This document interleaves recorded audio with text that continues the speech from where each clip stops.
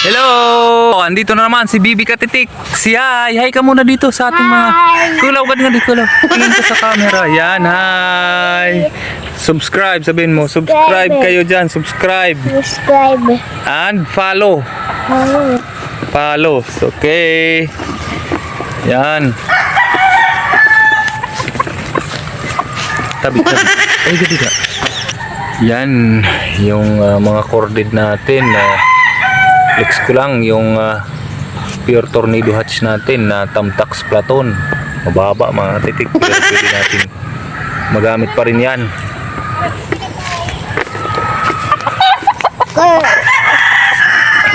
At ito naman yung isa mga katitik, yung white kelso natin. White kelso.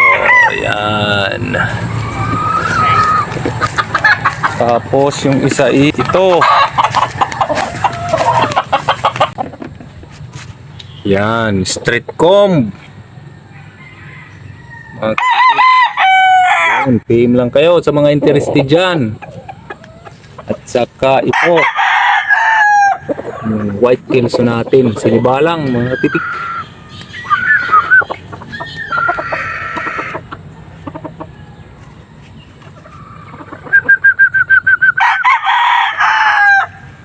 Yan. Bibi Katitik! Guys! Bye-bye ka muna. Bye-bye. Bye.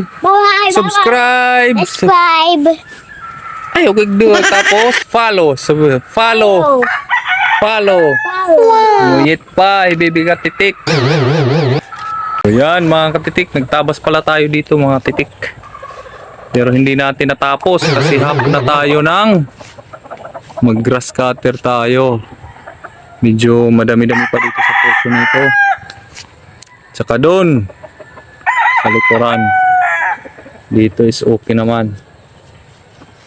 So, sa susunod na rin na mga araw tayo magtatabas ulit.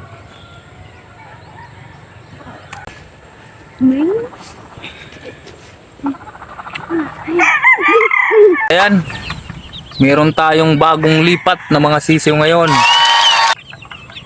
Ayan. Pero yun nga, kailangan pa nating bantayan para alalayan silang lumapo.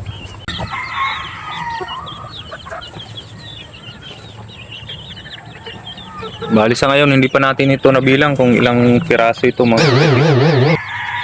Pero yung mga lalaki dito is kadalasan mga puti. Yan. Yan, white kelso. Meron naman tayong ditong hatch. Yan yung Gilmore hatch natin. Hindi naman yung Milsims. Pero parang babae yata to eh. Yung kapatid niya is nakuha na.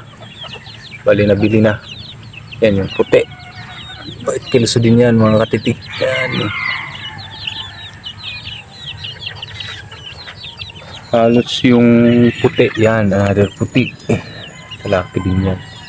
Bali tatlo na yung nabibilang ko dito na lalaki. Tatlo yung pasak.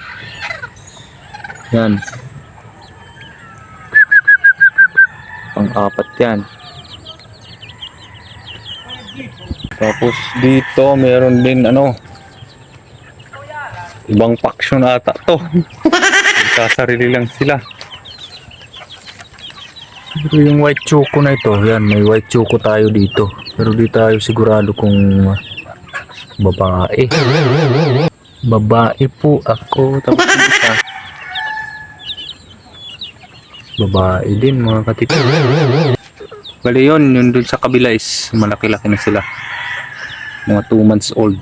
Pataas na yan. Running to 3. Malalaki na yan mga katitik. Dalawa lang yung lalaki dyan mga katitik.